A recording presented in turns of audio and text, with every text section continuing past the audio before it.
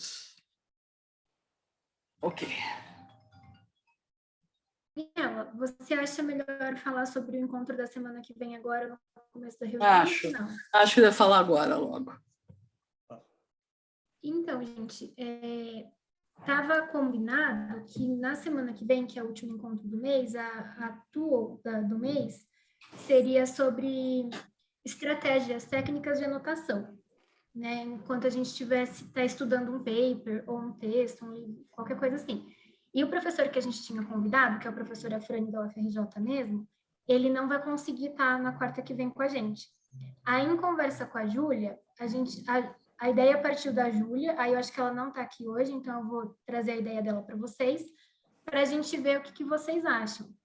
A ideia seria a seguinte: a gente se encontrar semana que vem remotamente, mas cada um falaria, o apresentador e o resenhista de cada paper faria comentários a respeito desse texto, como já que é o último encontro desse mês, é também o último encontro do semestre, é como se a gente fosse um encontro para falar sobre o que ficou, de tudo que a gente estudou durante o semestre. Mas precisaria, de certa forma, ter um direcionamento, porque senão, se ficar também muito solto, né?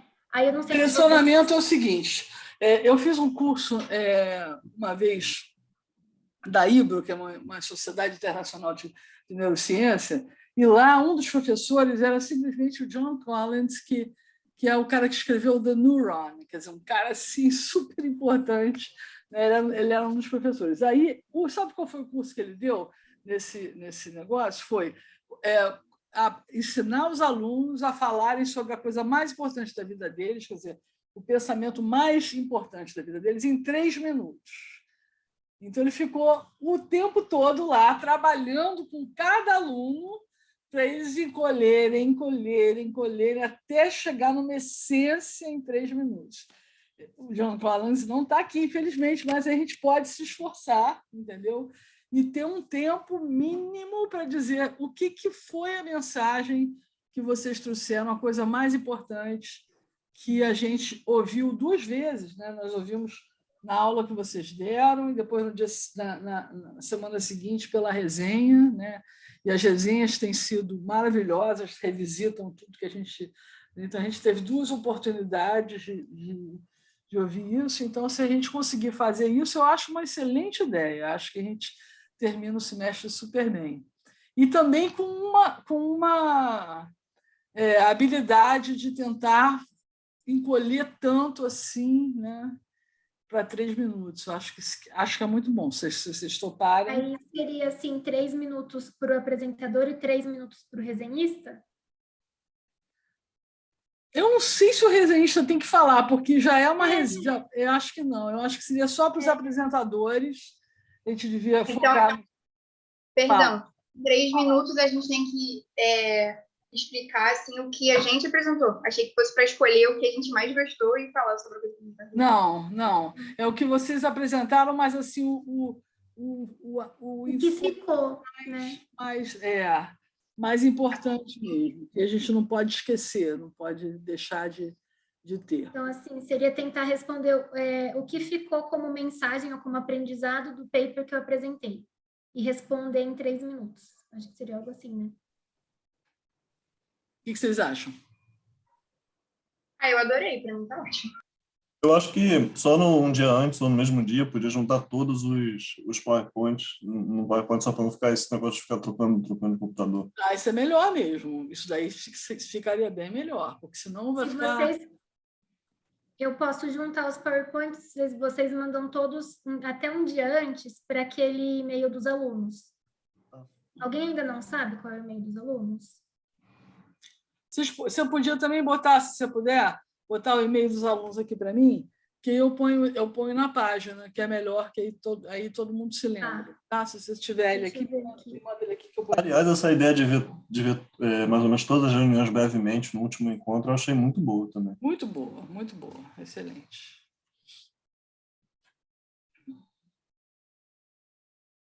Alguém tem alguma sugestão, alguma outra ideia que pudesse ficar nesse lugar?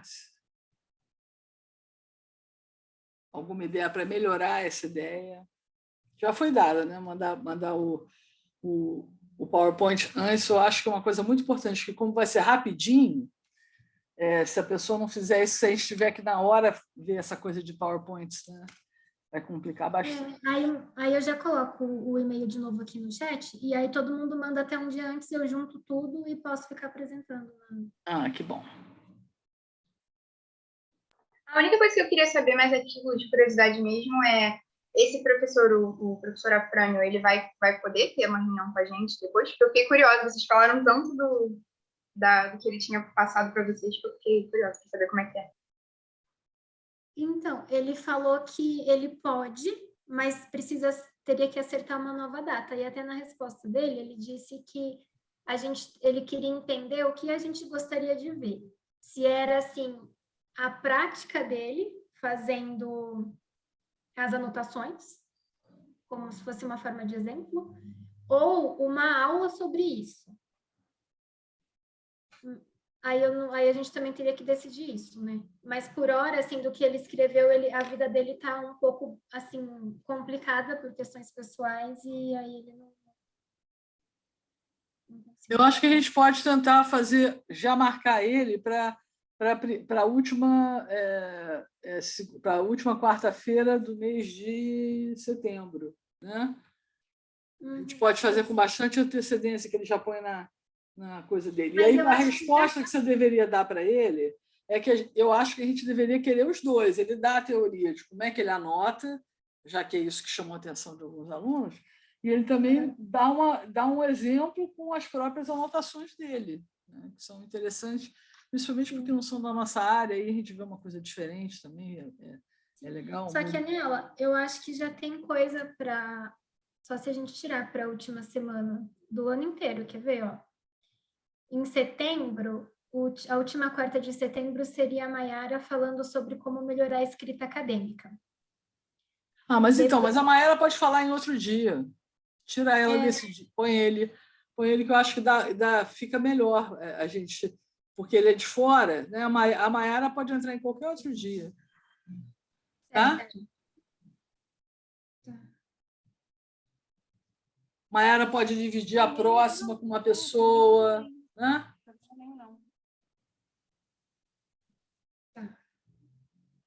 Ela tá aí, né? Tá. Maiara está aqui. Pode, Maiara, mudar de dia para você? Vocês não estão me ouvindo? Tá agora que estão. Só agora. Desculpa, gente. É um barulho. Sim, para mim não tem problema nenhum. A gente troca ela, porque ela é de dentro, ela pode ver a qualquer momento, né? Tranquilo. Vamos priorizar.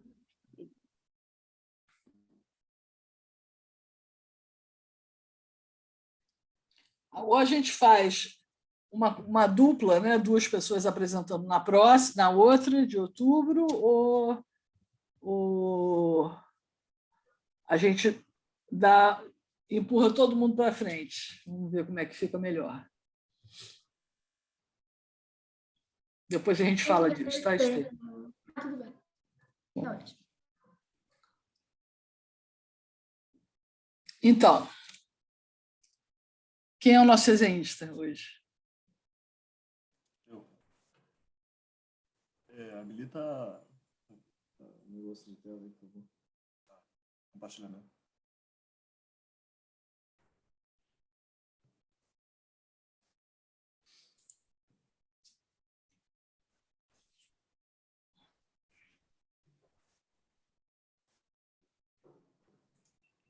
Estão vendo? Sim. Tá passando, tá? Uhum. Ok. Então vamos lá, gente. Eu fiquei encaminhado de fazer a resenha da semana passada. O artigo foi Calma aí. Agora sim. O nome do artigo é o desenvolvimento no sentido de um fim, e foi apresentado pela Maiara. E também, outra coisa que já de início foi muito comentado é das autoras, e uma delas é muito querida, não lembro agora quem, pela Aniela. Você está mutado, né? Sudha Arunachalam. Eu estou mutada porque tem uma pessoa fazendo furos aqui perto de casa, fazendo um barulhão. Não, tranquilo. É a Su da Nachalan. Vamos lá. É um artigo bem curtinho, então a resenha ficou bem curta. A parte que tomou mais tempo na reunião passada foi justamente a análise de dados, a parte que eu entendo menos.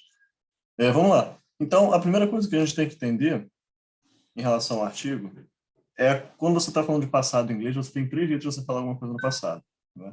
Seria the girl was closing the box, the girl closed the box, e the girl has closed the box. Daí, a primeira coisa que a gente tem que afirmar é a diferença da B e da C, que a gente não tem essa diferença no português. Isso é uma coisa que existe em inglês que a gente não tem. E aí, vamos lá. A primeira coisa que a gente pode apontar em relação a isso é que o artigo ele quer descobrir, né, se as crianças têm esse sentido de fim, porque os adultos a gente já sabe que já tem. Né? Então, a partir de quando? Quando que as crianças conseguem desenvolver esse sentido de fim? E qual deles que seria mais complexo, ou qual deles que elas desenvolveriam menos ou mais? Enfim, são perguntas e essa investigação que o artigo procura responder. Daí, foi feito um comentário pela Aniela em relação à primeiro sentido de fim, seria que o único jeito dessa frase acontecer seria se essa frase for interrompida. Isso também existe no português, né? Dá para você traduzir palavra por palavra que funciona. Então, a menina estava fechando a caixa quando alguém a chamou, algo assim, quando alguém chamou ela. Então, seria uma possibilidade da existência dessa frase. Eu também comentei depois que também essa frase poderia existir no evento fechado, né? Que era o exemplo que eu dei de ela estava tocando piano durante a festa. E depois, quando eu estava fazendo essa resenha, eu estava pensando também que existe uma outra possibilidade, que seria quando você simplesmente fala algo que você não está fazendo mais. Então, sei lá, eu estava aprendendo chinês. Eu não sei se aí fica implícito algum tempo, alguma coisa fechada, ou se não vai também. Tem implícito a ação de ter parado de aprender chinês. Né? Eu estava aprendendo chinês e aí alguma coisa aconteceu e eu parei de aprender chinês. Isso está implícito. Sim, sim. Mas, enfim, então você tem esses 2 jeitos, né? Você seria ou uma ação interrompida ou um evento fechado, então, para a realização do primeiro evento. Daí, o que o artigo traz de diferente é justamente... então, nessas duas imagens fica bem ilustrado. Né? Numa, a menina acabou de pintar o círculo, e na outra, a menina pintou mais da metade do círculo. E é isso que o experimento ele mostra. Porque em outras pesquisas desse tipo, você só tinha ou completo ou 50%. 50% está no meio do caminho, né? Então você não tem como... Então a resposta pode ser tanto para lá quanto para cá. Mas a partir do momento que você passa de 50%, vira 75%, você já está mais perto do fim do que do início, né? Então isso já induz a resposta do evento. E continuando, então essa é uma pequena introdução do artigo. Então qual que era a tarefa dos participantes? Então eles viam, né, a imagem, que já estava 75%, e aí, mentalmente, era construído da seguinte forma. Um personagem A fez uma ação qualquer e o personagem B fala algo sobre a ação do personagem A. E aí o participante ele tem que inferir numa escala se aquilo é inacurado ou acurado, segundo ele. Né?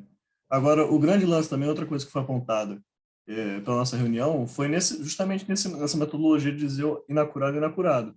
Porque você tem crianças de 3 anos. Né? Isso foi uma das coisas que foi apontadas. Outra também coisa que foi bastante apontada, tanto pela Mayara quanto a Daniela, seria na questão da idade. Por mais que depois você consiga separar isso, de repente, com dados, etc., mas 3 anos para 12 anos tem uma diferença muito grande. Continuando, então esses são alguns exemplos só para ilustrar, só para a gente relembrar. Né? Então você vai ter 2 situações. Uma em que vai ser completamente a ação está completa e outra que ela já está quase completa. Lembrando de novo a questão do 75. Né? Bom, continuando. Então eles tinham também treinamento, tinham status, que a gente foi entendido como CAT, como Sketch Trial, e eram 8 trials. E você tinha, claro, a resposta esperada. Ok. Agora vamos em relação aos resultados. A primeira coisa que tem que ficar, e assim que a gente pode ficar, né, para resumir em 3 minutos, é que as crianças simplesmente não tiveram o que não era esperado, né? Eu acho que seria o passado com o ED, de closed, por exemplo, né? Eu até marquei aqui para gente, aqui embaixo. E aí o que elas tinham, na verdade, é o has, né? E aí justamente é o completo oposto do que se esperava, de que a gente pensa enquanto brasileiro, de que o has, enquanto verbo no tempo, eu já agora esqueci o nome do tempo em inglês, mas de que ele seria mais complexo, enquanto na verdade na teoria até onde está mostrando que não, né? Então aí ficou essa afirmação, né? As crianças dominam os recursos conceituais e linguísticos necessários para fazer interpretações aspectuais, mas levam muitos anos para aprender como mapear adequadamente as implicações específicas para diferentes construções linguísticas. Então, será que isso é uma questão... E aí, uma das questões é, por que isso acontece, então? Será que é porque o has, com esse auxiliar, ele é mais comum do que com ED? E aí, outra questão que eu estava me perguntando seria no desenvolvimento da pragmática. Vai ver, por exemplo, elas até sabem, né, até já tem, mas aí, como o has é mais comum e como elas não usam o ED e não tem a prática do ED, sei lá, vai ver, a gente já está no contexto, por causa do experimento, que a gente pensa que é um contexto formal e a gente usa o ED. Não sei se faz algum sentido. Faz, né? Claro que faz, ainda mais criança dessa idade. Ela se sente bem tolhida numa situação experimental. Isso a gente sempre tem que levar isso em consideração. Então, eu fiquei me perguntando isso também. E também questão de... Mas aí é mais uma pergunta, né? Não é nem alguma coisa em relação ao artigo. Seria questão de pragmática, assim. Tipo, o desenvolvimento da pragmática, ele é ao mesmo tempo ou você tem... Tipo, depois do desenvolvimento da pragmática? Na fase da aquisição? É uma pergunta. Vai junto, né? E a pragmática vai te dando suporte, vai te dando informação o tempo todo, junto com o desenvolvimento linguístico. Então, você não tem muito como... Você tem como identificar se o que está acontecendo naquele momento é pragmática ou é desenvolvimento linguístico. Mas, apesar de você poder identificar, o tempo todo elas estão agindo juntas, porque a criança está tendo experiências da vida, está sabendo que a vida está cada vez entendendo melhor como é que age nessa situação comunicativa. Né? Então, isso é pragmática. Com certeza.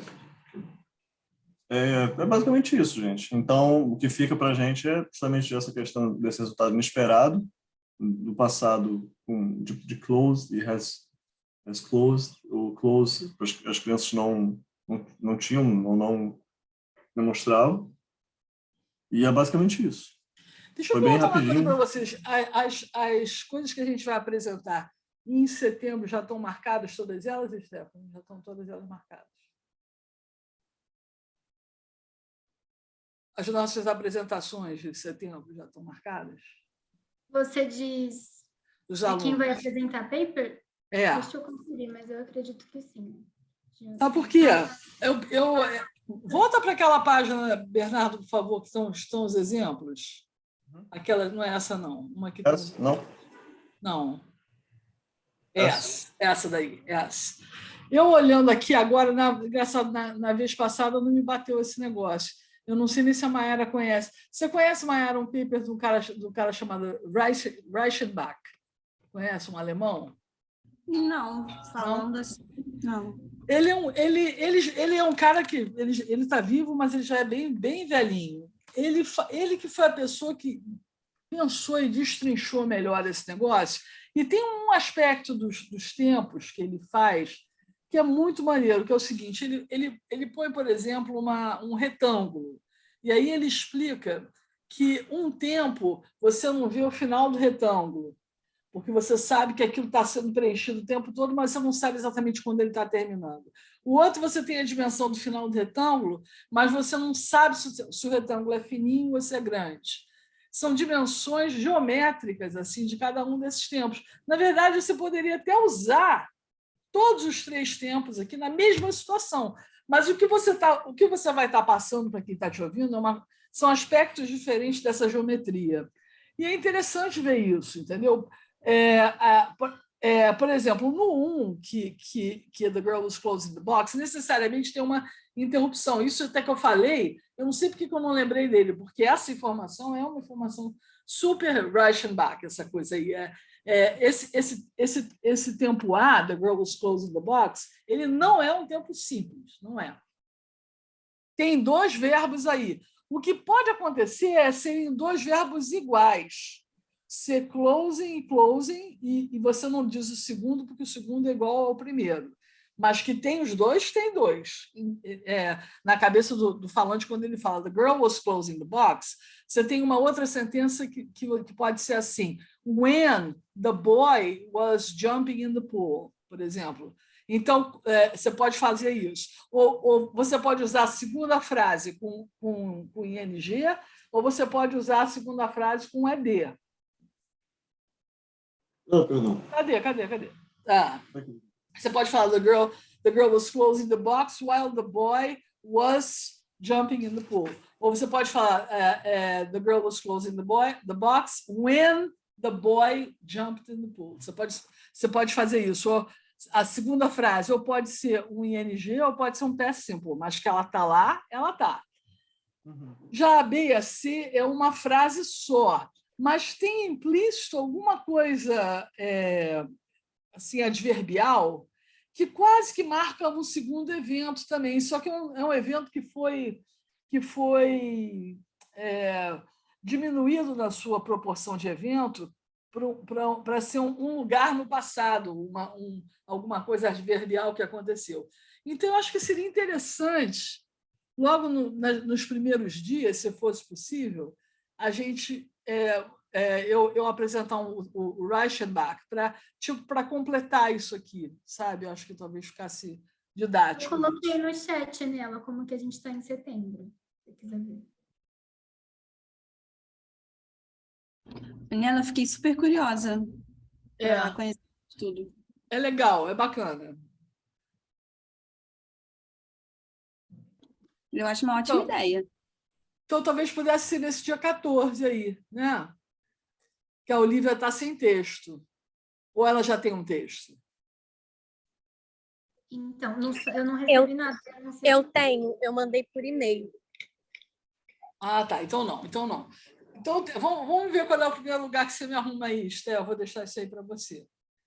Tá? Para você Daniela, alocar. eu também fiquei pensando, você acha que se a gente replicasse esse tipo de estudo, no caso só teria um tipo de passado, né? Em português a gente ia achar o mesmo resultado? Porque aqui não acho não. Eu acho que essas dimensões elas vão se abrindo parametricamente, sabe? Essas dimensões junto com uma outra, é interrompido, terminou, não terminou. Isso acho que é bem paramétrico. Acho que isso aí é uma coisa que cada língua vai ter cada língua vai dar uma coisa diferente aí. Acho que sim. Entendi. Tá? Mas se vocês, então, quando a STEM me arrumar, eu ponho na página os textos principais e eu posso apresentar. Isso foi uma coisa que, uma certa época da minha vida, eu estudei bastante. Eu posso apresentar direitinho. Quanto tempo que vai levar todas as reuniões semana que vem, as revisões semana que vem? Porque se bobear dá tempo, mas daí fica em cima, né? Quando o quê? Por exemplo, quanto tempo que vai levar, se a gente for contar quantas apresentações foram? 3 minutos? Não sei se chega a dar 2 horas. Mas talvez o que você queira falar seja bem extenso, né? E aí talvez não dê tempo. Acho que não dá, tem que ser um dia, para fazer direitinho. Mayara, algum comentário? Não, acho que é isso. E acho que semana que vem a gente vai acabar lembrando das coisas, ou então a gente vai ter perguntas, né? Acho que a gente tem que ter um tempo legal assim para discutir cada assunto. Isso. Tem razão. Mas muito, muito bem feito, Bernardo. Valeu. Obrigado. Só faltou mais a parte estatística, mas enfim. E também eu corri que eu tô com fome, cara. Tô almoçando aqui. É isso. Valeu, gente. Ok, vamos lá então. Agora a gente vai pegar um textão. E a Adriana vai mostrar para a gente esse textão aí. Textão, né? Deixa eu ver se eu... Share.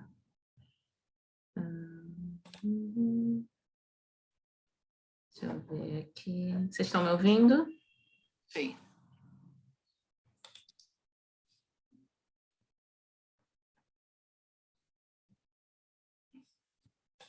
Adriane, novidade? Não. Nenhuma novidade, Anne.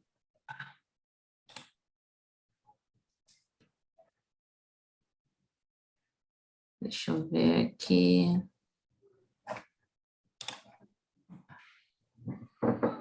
Tá meio lento aqui.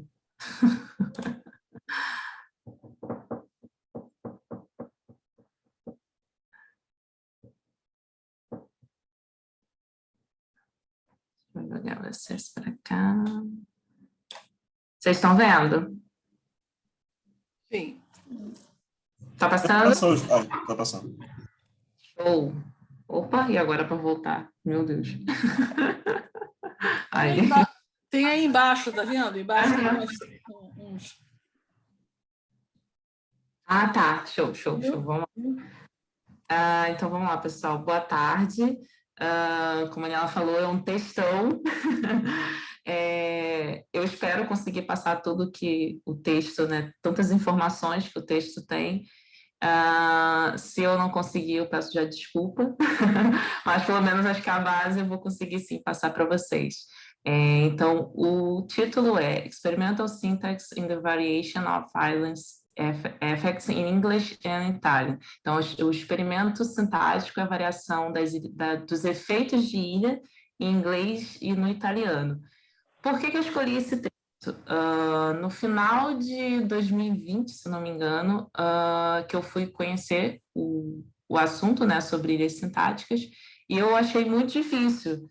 E eu pensei assim, caramba, eu quero entender esse negócio aí, porque eu gosto de desafio. E eu lembro muito bem que nós tivemos a participação da Marina Augusto numa reunião online, que a gente estava no meio de uma pandemia, né? E eu também lembro que foi o Felipe que apresentou também algum texto sobre, e a Emily também. Então, assim, foi um momento assim que eu achei muito difícil e eu falei para a Aniela, caramba, eu quero trabalhar com isso, eu quero aprender e estou aí até hoje. Foi um texto que eu usei como base, tanto no meu TCC como no meu projeto para entrar no mestrado, tá? Então, quem escreveu foi o John Spross e companhia, que eu não vou me atrever a falar esses sobrenomes aí, e apresentado por mim, Adriane Martins. Vamos lá. A princípio, eu gostaria de perguntar para vocês, se alguém lembra, e se quem não sabe vai aprender um pouquinho agora, o que são ilhas sintáticas. Alguém saberia me dizer? Se atreveria? Tempo? Alguém se lembra das ilhas?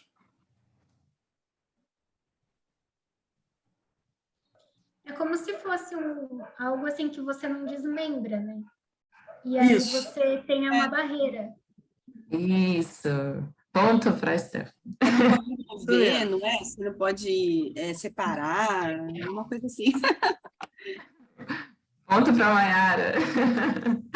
Então, basicamente, a ilha sintática é quando você tem uma determinada sentença, tá, pessoal? E você, no seu argumento de base, ou seja, no final da sentença, quando você pensa em mover para sua periferia esquerda, você não consegue. A frase fica agramatical. E a gente, no caso, né, no português, a gente faz muito isso.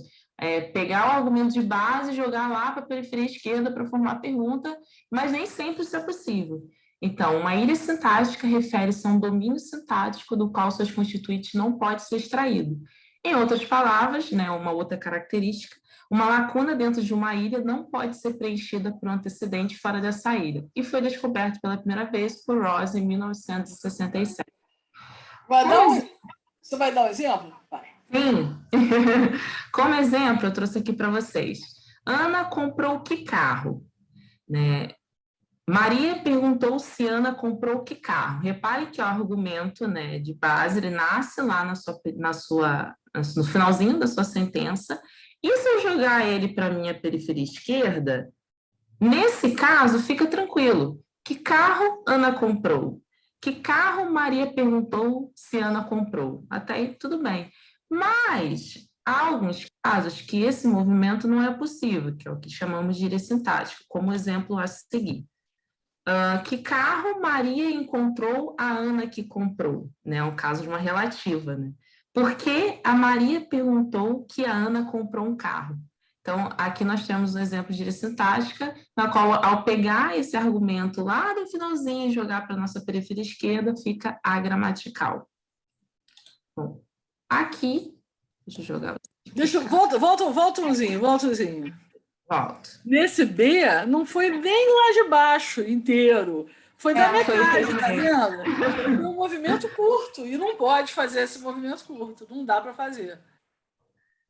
E aqui, dando sequência, eu trouxe para vocês alguns tipos de ilha e... Como é que fecha isso aqui? Espera aí, tá. Restrições sobre SN complexo, restrições sobre o sujeito sentencial, restrições sobre ilha QU, restrições sobre adjunto e restrições sobre estruturas coordenadas. Trouxe mais ou menos para vocês verem alguns tipos de ilha e suas características, né? Ótimo. É mais ou menos para ficar fácil de visualizar, né? Eu usei até isso aqui no coisa. E agora entrando... Não, volta. É importante, para as pessoas entenderem o que é. Vê lá, vai um por um. Pelo amor de Deus, Adriane. Não tô entendendo nada. Eu tô por fora, Adriane. E eu faço a resenha semana que vem, Adriane, por favor. Peraí, gente, aqui tô com um negócio... tá, tô com uma barra bem na frente. Por isso que eu não estava conseguindo ver. Tá, restrições sobre SN complexo, lá, a frase. No caso, a frase seria, você encontrou a menina que comprou o quê? Então, o seu sintagma nominal, que está lá na posição final, ao você jogar ele para a sua periferia esquerda, você vai deixar a frase agramatical. Então, ficaria, você encontrou a menina que comprou uma boneca. Essa seria a frase gramatical, mas ao fazer esse movimento, ao formar uma pergunta com SN complexo, eu formei uma ilha. E assim acontece com outros tipos, como sujeito sentencial, que livros... Não, encontrar que livros é difícil. Olha, outro movimento curto. Eu simplesmente peguei que livros, joguei para cá, logo antes ao encontrar, e eu já formei outra ilha. A mesma coisa com ilha QU, né? Os question words, né? No caso, você encontrou o que a Ana comprou, aí eu posso fazer uma ilha. Como você encontrou o que a Ana comprou? Como você encontrou o que a Ana comprou? É muito difícil de entender. Não, peraí.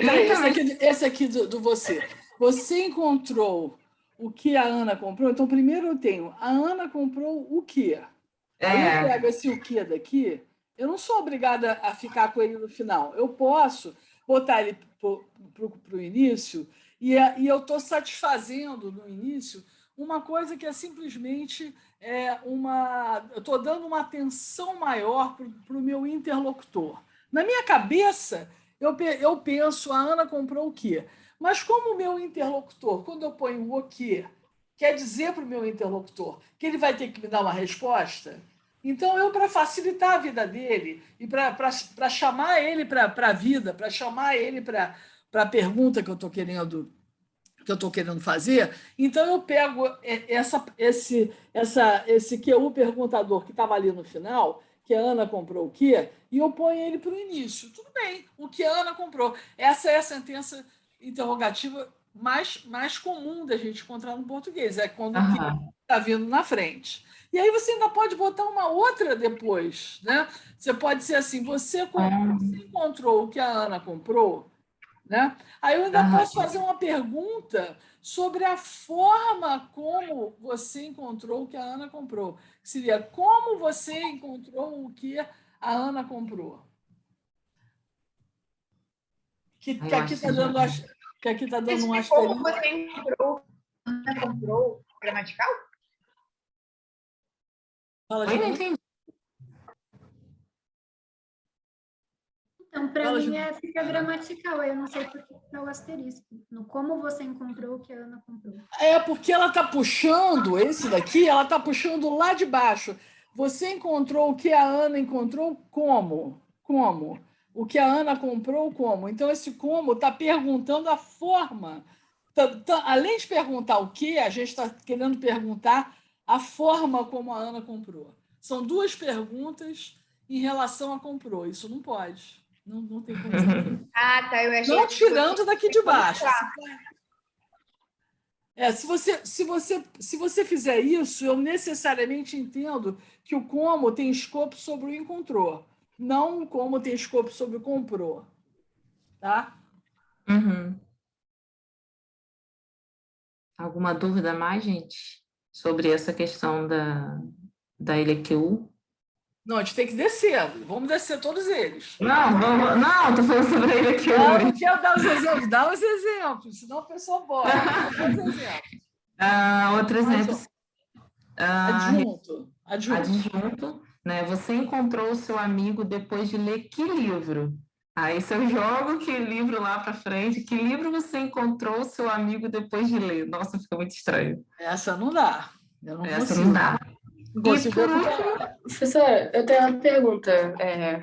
Pode fazer. Então, nem sempre isso quer dizer que fica gramatical porque é impossível de falar. Pode ser simplesmente porque muda o sentido, o sentido inicial. Tipo nessa ilha QU aí. Que não... No sentido, como você encontrou que a Ana comprou? No sentido de quem formulou. Eu quis formular... Eu quis formular como ela comprou. Se eu puser no início, por que a pessoa não vai entender que eu estou puxando desde o comprou? Porque tem algum troço que diz na minha gramática, lá dentro da minha cabeça, que esse como não pode ser puxado de dentro do comprou. Então, eu já começo a entender uma outra coisa. Então, o fato de que você está entendendo esse como em relação ao encontrou e não está entendendo esse como em relação ao encontrou, isso está me dizendo que tem alguma coisa na minha gramática lá interna, no cérebro mesmo, que fala assim, olha, você não tem como puxar essa palavra lá de baixo, né? do sítio de interpretação que você quis dar. Então, isso é uma ilha sintática, porque está conformando Se eu quiser perguntar alguma coisa a respeito do como, eu tenho que deixar o como lá embaixo. Eu não posso subir. Entendi. É isso. E a última seria a restrições sobre estruturas coordenadas. Né? Maria comprou um carro e o quê? Né? O que a Maria comprou e um carro e... Aí fica também esquisito, né? Está vindo da frase Maria comprou um carro e uma casa. Aí, se você, vamos dizer que eu falo assim para você, Maria comprou um carro e uma... Você não entendeu. Aí você vai perguntar isso para mim, o que é essa uma casa? Aí, como é que você pode perguntar? Maria comprou um carro e o que mais? E o quê? Você fala, e o que mais? A gente não consegue falar o que a Maria comprou um carro e... Repara, essa frase é uma frase ótima, tem uma frase boba. E acontece toda hora. Eu falo para você, a Maria comprou um carro e... Aí você quer saber o que é essa segunda coisa que não deu para ouvir. Como é que você pergunta? Nessa pergunta, apesar de todas as perguntas o que a gente geralmente botar o que no início, nesse caso dessa sentença coordenada, a gente não põe. A frase que eu faria para você para perguntar, mesmo assim, informalmente, em casa, vendo televisão, seria: a Maria comprou o carro e o que mais? Eu poria o que lá embaixo, porque o que não dá para subir com ele. Se eu subo com ele, eu não consigo tirar ele dentro dessa coordenada. Então, a coordenada é outra ilha. O adjunto é uma ilha, o QU é uma ilha, o sujeito sentencial é uma ilha e o SN complexo é outra ilha. E o meu cérebro fritou para pensar nesses exemplos. Só que nesse primeiro, o SN complexo, eu acho que você deixou o SN simples, que aqui devia ser uma boneca de pano, entendeu? Tá. Você tinha, porque é SN complexo. Verdade. O SN simples facilita. O SN complexo deixa impossível. É verdade. Seria você encontrar uma boneca de pano. Show, sei. Alguma pergunta? Vai, Bernardo. Por que o português ele não tem aquela obrigatoriedade, aquele parâmetro do inglês de passar o que lá para frente? A ilha sintática é menos rara ou de repente é mais fácil resolvida? em português do que em inglês?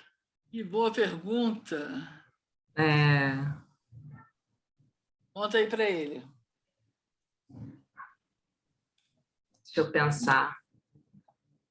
Você está perguntando se a ilha é mais recorrente no português do que no inglês? Não, pelo contrário, se ela ocorre menos no português.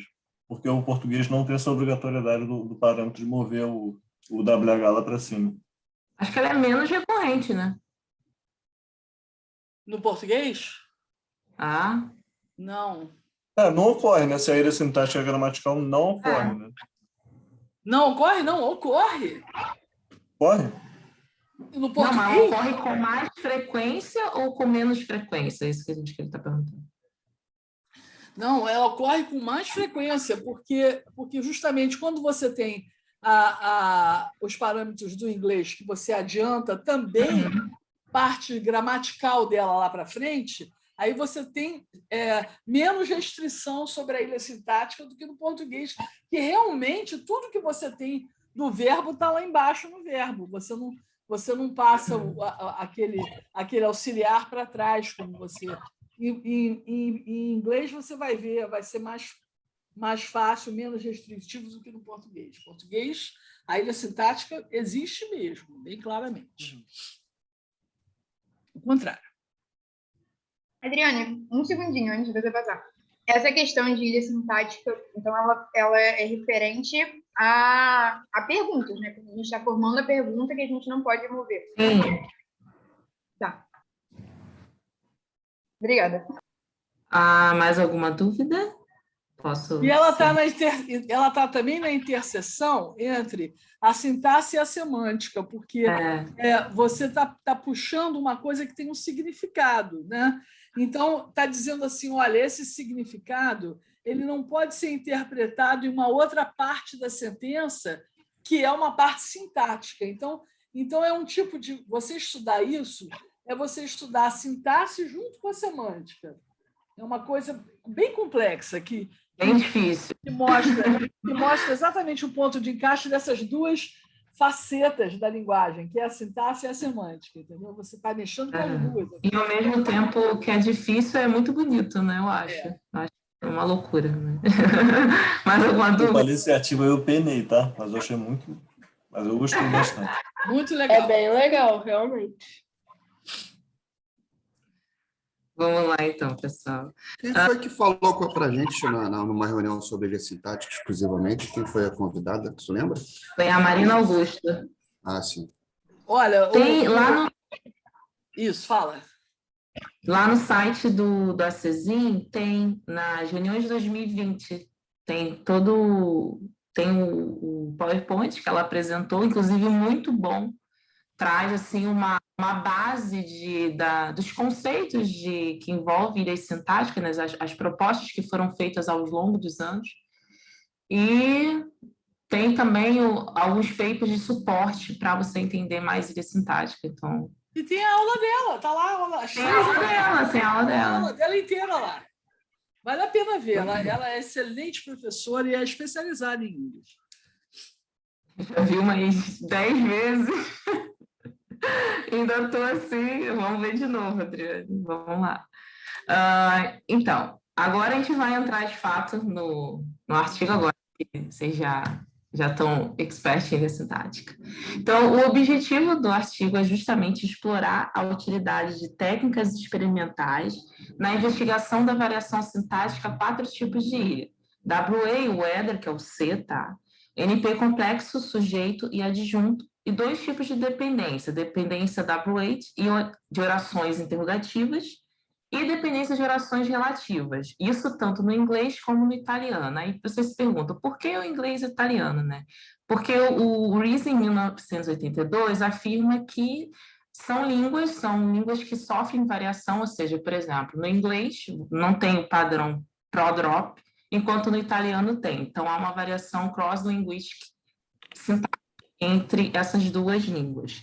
Há também no artigo, no final, isso foi até algo que me chamou muita atenção, a revisão dessas 6 principais abordagens sintáticas, né, a respeito dos efeitos de ilha. E engraçado, porque geralmente a gente faz a revisão da literatura no início e ele colocou assim como um bônus no final, né? Então, assim, acredito, né, que eles, ao escreverem o artigo, esperavam que quem fosse começar a ler já tinha uma base, e lá no final só foi assim meio que para relembrar. E as discussões sobre implicações dos resultados, tá? Sobre essas abordagens assim, sintáticas, não tem como assim eu adentrar em cada uma, até porque, claro, se vocês quiserem, depois eu posso até apresentar sobre cada uma, tira um dia e a gente conversa sobre, mas só vou dar assim mais ou menos uma passada básica, assim como ele fez. Ele também não ficou muito em cada abordagem sintática, tá? Aí, a seguir, ele começa a falar, faz uma introdução aos efeitos de ilha, assim como eu fiz com vocês agora há pouco, ele faz também no artigo, tá? Então, uma das características definidoras da linguagem humana é a existência de dependência de longa distância entre dois ou mais elementos de uma frase. Por exemplo, as cláusulas interrogativas da WA, como esses exemplos que eu trouxe aqui, a gente observa uma dependência de longa distância entre a palavra WA. Então, what does Susan think that John bought? O que Susan acha que John comprou?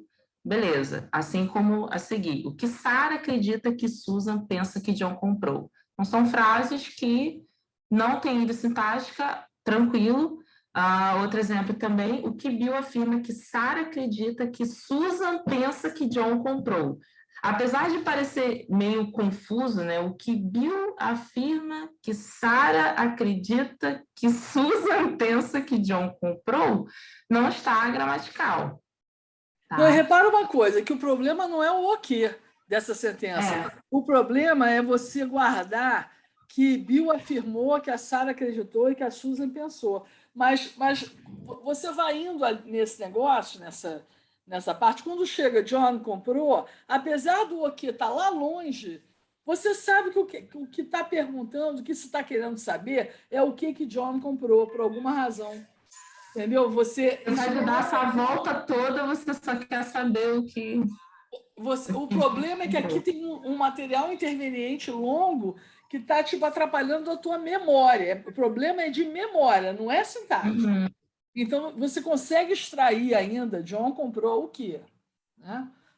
E aí, para quem sabe um pouquinho de sintaxe, sabe que esse o quê saiu daqui do comprou, aí ele não pode ir direto para essa posição daqui. Ele vai passar pelo raciocínio de todos esses verbos. Ele sai daqui, comprou, fica do lado do pensa, fica do lado do acredita, fica do lado do afirma, e aí que vai para o quê?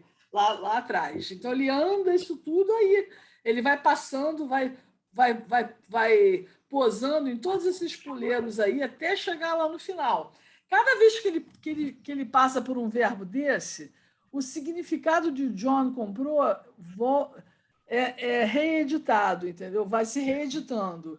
E você, tipo, relembra, eu estou falando sobre o que o John comprou. De tal forma que quando chega no que lá de baixo, você finalmente posou ele no lugar onde ele vai ser falado.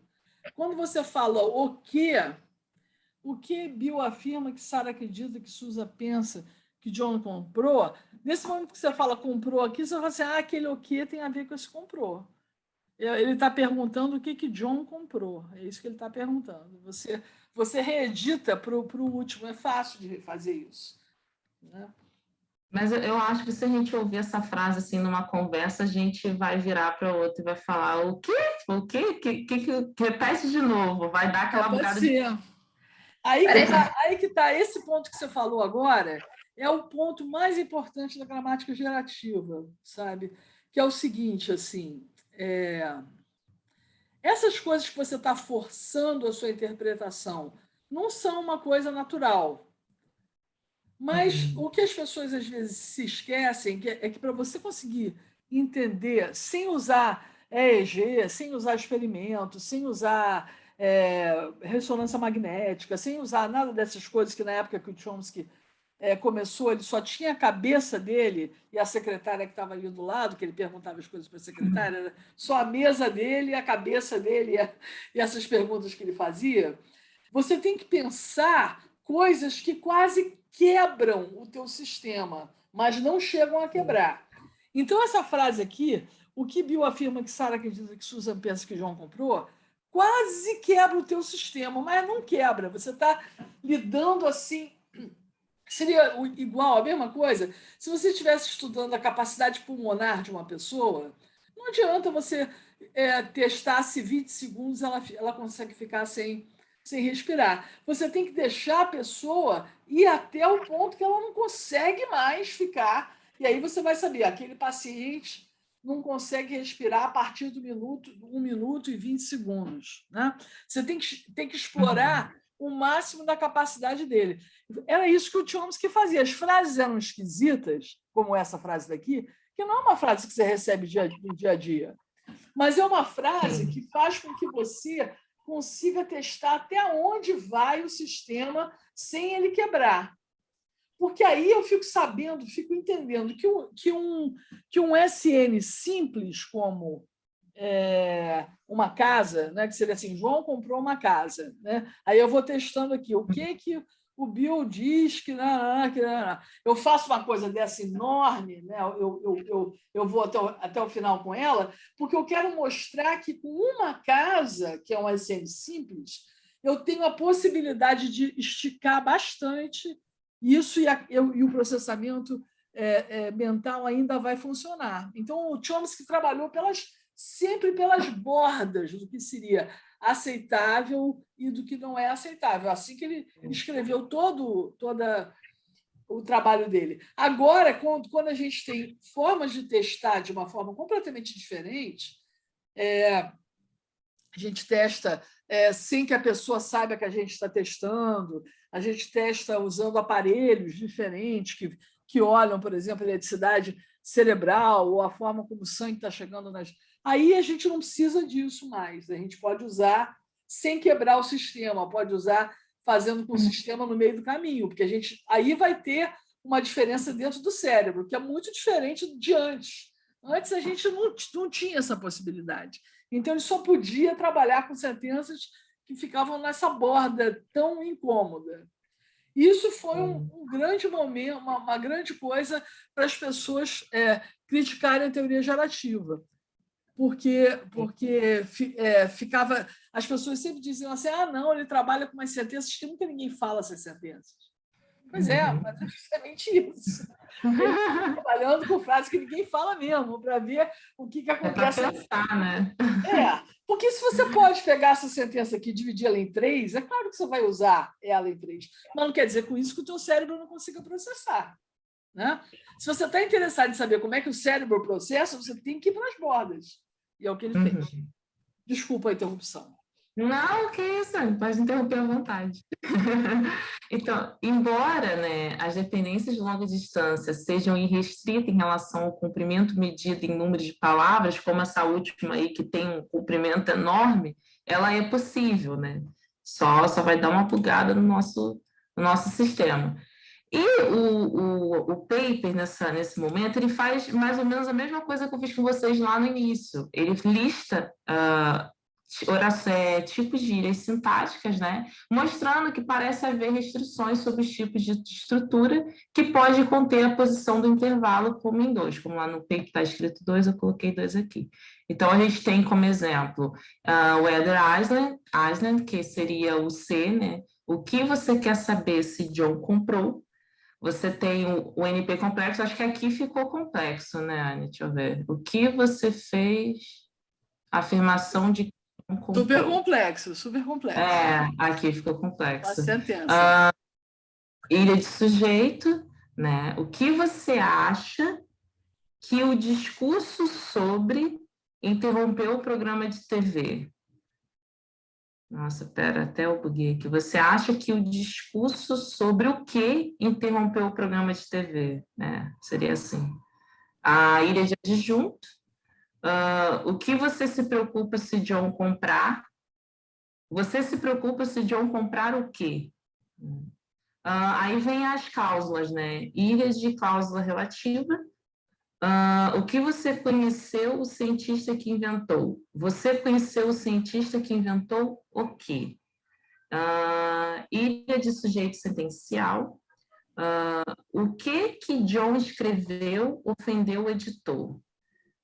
John escreveu o que ofendeu o editor? Nossa. Não, agora essa pode. John escreveu o que ofendeu o editor. Essa é boa. Essa é boa. Você não pode tirar ele da saída daqui. O que tirar... ofendeu? Se você tira, aí não dá certo.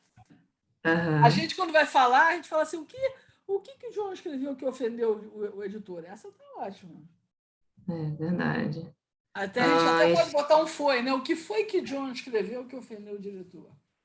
É verdade. Muito boa. Mas se você pega o que desse lugar e põe no início, o que John escreveu ofendeu o diretor, aí não, aí tá errado.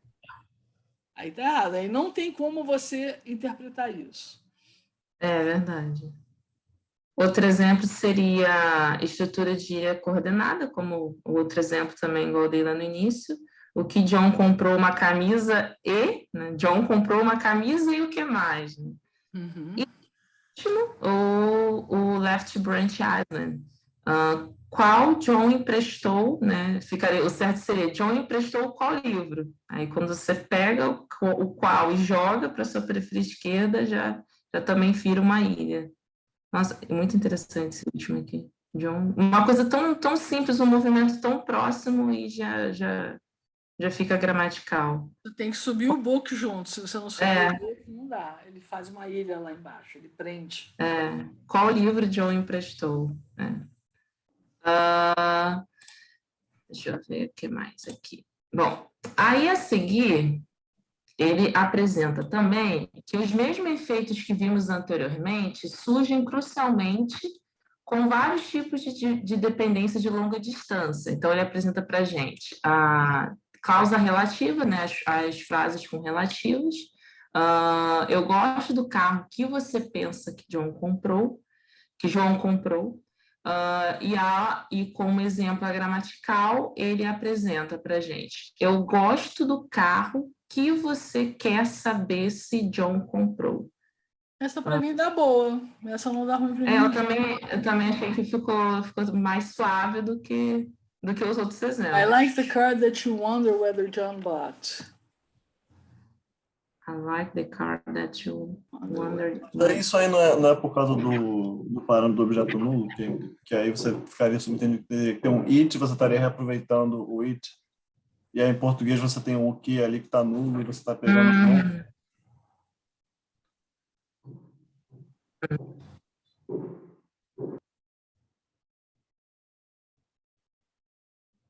Bem pensado. Não, mas olha só, vamos dizer que se eu não tivesse aí, Bernardo, você faz assim, I'd like to know what John bought. Eu não tenho it. I'd like to know what John bought.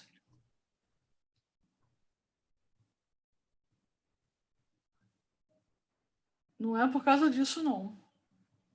Na verdade, é por causa do wonder. É por causa do wonder. Não é por causa do... I'd like to know whether John... what John bought.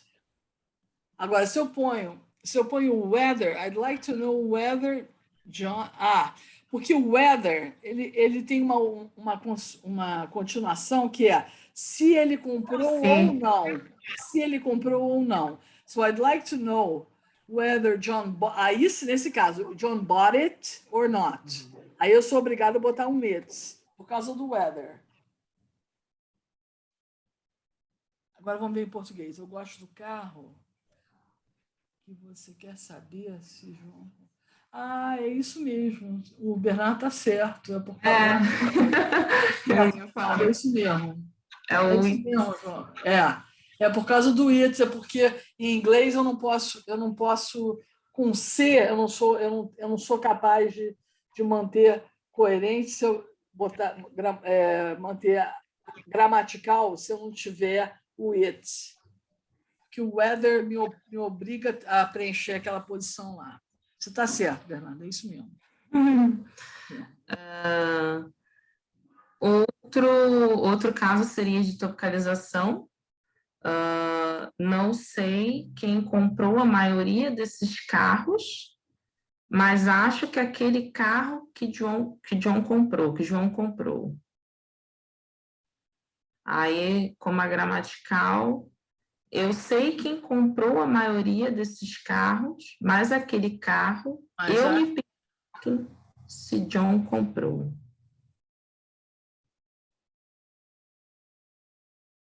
Ai, para mim a segunda fez mais sentido. Não, peraí, eu não sentindo. I don't know who bought most of these cars, but that car I think the John bought. Essa A tá certa em inglês? Não, acho que eu traduzi. Peraí. Não, Não é sei. de inglês, é de inglês. Ah, tá. I don't know who bought most of this car, but the car I think that John bought. Tá certa essa sem asterisco? Tá. Ela tá certa? Ah, tá sim. A não ser que eu tenha feito algum engano, mas eu revisei e não... Se você quiser, eu vejo agora, mas enfim. Se quiser ver, mas eu acho que tá certo assim. I don't know who bought most this car, but the car I think that John bought. Bom, a B, o único erro que tem na B é que não tem esse encaixe com o Q aqui. Não sei quem comprou a maioria desses carros, mas acho que aquele carro o John comprou. Tem que tirar esse Q. Comprou. Você já botou um Q aqui, tá vendo? Mas acho que aquele carro o John comprou. Tem que tirar esse Q daqui. Tá. Esse último dentro da... Uhum. de baixo. I know who bought most of these cars, but that car, I wonder whether John bought it. Porque a gente já viu que quando tem whether, tem que ter it. Tem que ter o it, e aqui está sem o it. Eu sei quem comprou a maioria desses carros, mas aquele carro, eu me pergunto se João comprou. E aqui em português tem que tirar o asterisco, porque português aceita pronome nulo, então objeto nulo. Verdade. Então, para o português, essa daqui não é ilha, essa daqui do weather. Mas é engraçado porque eu só traduzi mesmo porque eu não sei se todo mundo aqui ia conseguir ler, entendeu? Ah, tá. Mas aí tira o asterisco. Tira o asterisco vou tirar. porque não tem. Em português não tem. Bom, outro exemplo. Deixa eu ver se ele trouxe aqui. Construção com adjetivos, né? Por mais inteligente que eu ache que John é, não confio nele para fazer contas simples.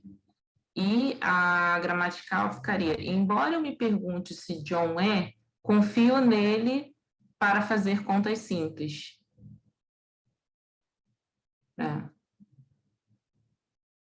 Outro exemplo também que eu traduzi para poder ficar fácil de vocês compreenderem. Não, mas cadê o smart no português? Você não botou... Embora eu me pergunte se John é inteligente, confio... Não, aqui, você tem que passar o inteligente para o início. Embora eu me pergunte...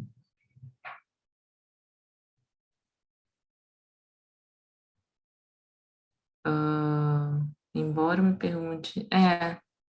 Você tem que botar o inteligente em algum lugar aqui antes. Tá vendo?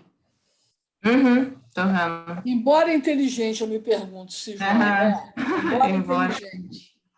Embora inteligente, eu me pergunto se John é, confio nele para fazer contas simples. Verdade. Vou botar aqui também. Vamos ver o que mais aqui.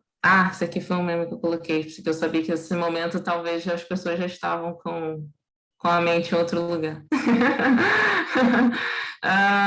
E logo a seguir, após ele fazer essa apresentação das sentenças e os tipos de ilha, ele parte um pouquinho para falar sobre a variação interlinguística de efeitos de ilha em inglês e italiano, né?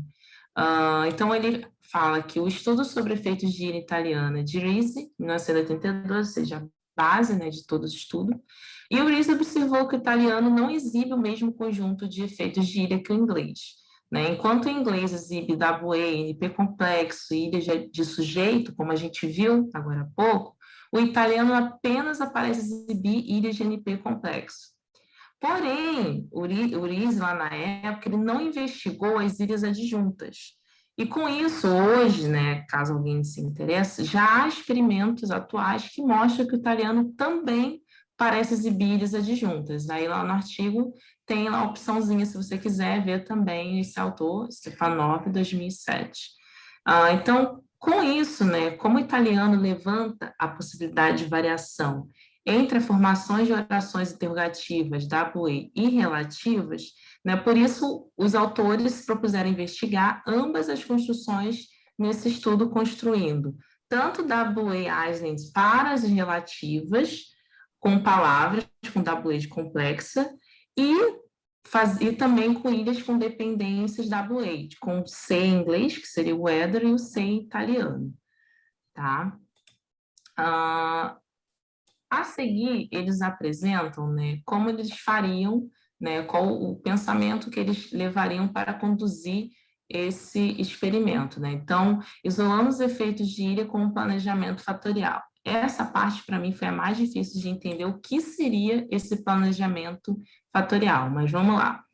Quer que eu explique antes de você fazer? Pode ser. Para você fazer depois? Então, os experimentos fatoriais, eles apareceram mais ou menos nos anos 90.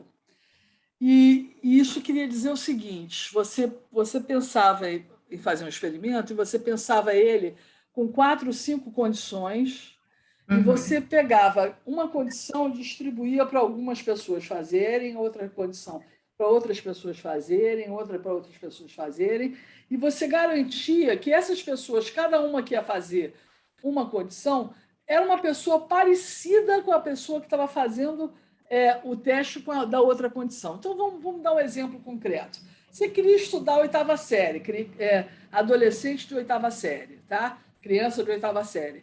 Então, você ia na turma 1 da 8ª série e mostrava a condição 1 para aquele pessoal. Ia para a turma 2 e mostrava a condição 2. Você não tem nada que dentro da escola, porque você já sabe isso, que diferencie, na verdade, os adolescentes de uma sala e da outra sala. Então, você acha que tanto os adolescentes da primeira sala como da segunda sala, eles estão dentro de uma normal, de uma distribuição em que acontece com a vida normal. Normalmente acontece, vai ter um aluno mais inteligente, outro menos, um que estuda mais, tanto numa turma como na outra. Eles vão variar de forma igual, a variação é semelhante. Então, é baseado nessa variação semelhante que os experimentos fatoriais começaram a aparecer. Hoje em dia, já é impossível de você fazer um experimento sem um planejamento fatorial, porque a gente sabe que você tem que... Você não pode expor a mesma pessoa sempre a todas as diferenças que existem entre um teste e outro, porque se você faz isso, você dá para a pessoa mais ou menos a chave do teu experimento. Aí ela começa a fazer um experimento com você, ela começa a te testar. Então, para você deixar ela realmente dar a informação que você precisa, você geralmente, a opção de fazer um experimento fatorial é a melhor que tem. Você separa o grupo de pessoas pela condição que você está testando. Então, foi isso que esse cara O meu projeto é assim, não é? O teu projeto é assim, exatamente. É fatorial. Posso continuar? Pode. Então, aí os autores explicam para a gente o seguinte, né, que as sentenças que dão origem a efeitos de ilha contêm componentes que podem diminuir a aceitabilidade dependente de uma restrição gramatical da ilha. Então, por trás do planejamento fatorial é justamente quantificar esses componentes extras gramaticais de tal forma que o efeito de restrição gramatical possa ser isolado, ou seja, o objetivo é isolar o efeito de aceitabilidade que não pode ser contabilizado por efeitos conhecidos, foi isso que a Anne falou, para que o participante não acaba meio que entendendo o que está acontecendo de fato. Você separa participante e separa efeito, as duas coisas são separadas, né? Mas você acredita piamente que os participantes são como se fossem a mesma pessoa, só que não são a mesma pessoa. Mas você está tirando eles do mesmo lugar. Só faz sentido desse jeito, porque se você achar que tem muita diferença, entre os participantes, aí isso aqui cai tudo por terra. Existem testes que você pode fazer, que são testes de normalidade, para ver se realmente os teus participantes estão variando quase nada entre eles como um todo, né? E você pode fazer isso, desvio padrão, né? Tem desvio padrão. Você pode fazer o desvio padrão, um teste estatístico, que vai mostrar para você que além de você estar pegando em salas iguais da mesma escola, ou então você está pegando pessoas da engenharia do fundão, dali da frente, que não entendem nada de linguística, você pega os engenheiros, né? Além disso, você mostra que efetivamente você está com pessoas que não estão variando muito nas respostas, porque aí você fez o desvio padrão. Tanto é que eles explicam, né, que o desenho fatorial que usaram nesse estudo isola expressamente dois componentes não sintáticos que podem afetar a aceitabilidade, ou seja, o primeiro, o efeito de ter uma dependência de longa distância, diferente, geralmente biclausal, biclausal, por exemplo, uma dependência WE ou uma relativa na frase, e o efeito de ter uma estrutura sintática complexa, o que chamamos de estrutura de ilha na frase. Então, espera-se, né, que as dependências de longa distância tendem a ser mais difíceis de processar do que as dependências de curta distância.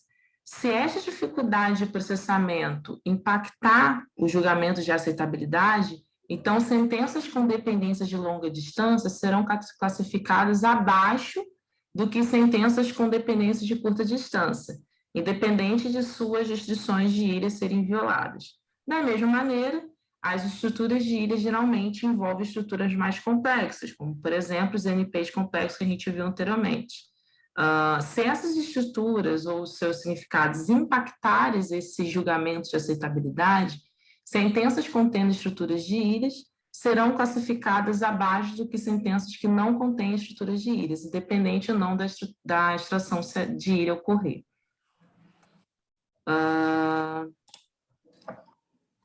Com isso, ele exemplifica, tá, o que seria o planejamento fatorial desse estudo. Tá? Então, o planejamento fatorial trata o comprimento da dependência, a presença de estruturas de ilha como dois fatores.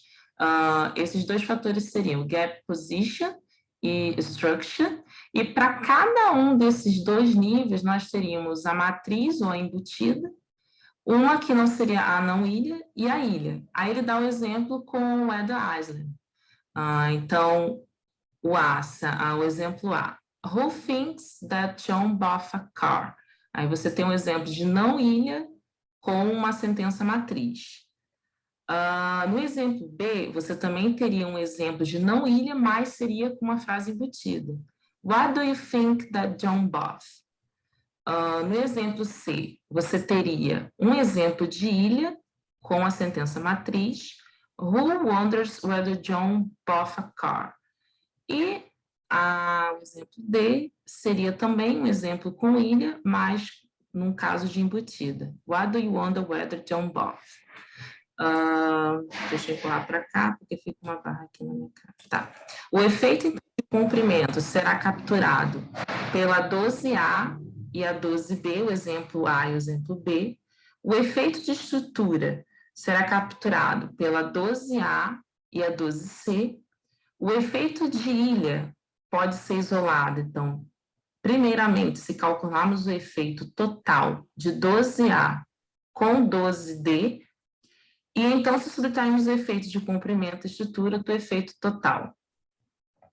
Isso é bem complexo de entender, porque parece que o planejamento fatorial justamente ele cruza, né, dois fatores com dois níveis de análise. Seria isso, Ana? Sim, não, isso quando você vai fazer o fatorial, você pensa assim, eu vou... quando você está vendo a estatística final da história, você diz assim, olha, eu vou pegar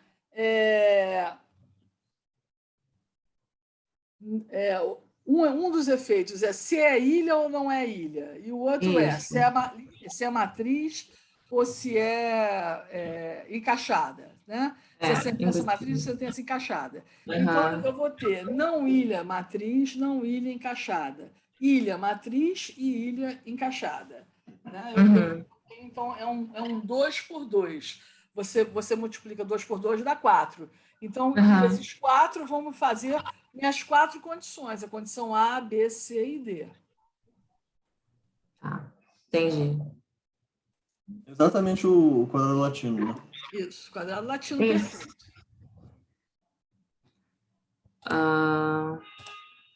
E ele mostra um exemplo de como ficaria o gráfico do final, né? Então, o painel esquerdo demonstra o padrão previsto quando nenhum efeito de íris está presente, né? Que você tem, basicamente, as duas linhas, né? Ele chama, tem uma outra palavra que ele fala, não lembro o nome agora, né? Seguindo na mesma direção, enquanto que o painel direito demonstra o padrão previsto quando o efeito de íris está presente, né? Podem ver que há uma diferença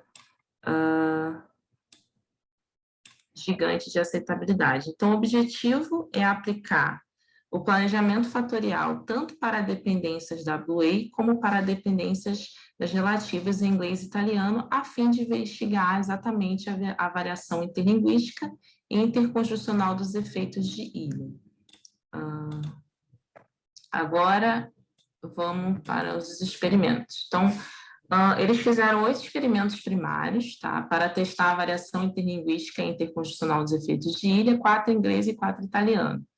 Cada experimento testou um tipo de ilha, tá? Com a dependência WA. Aí, quando você tem a dependência WA, você, para fazer o teste com a relativa, muda o tipo de ilha, tá? Não é a mesma.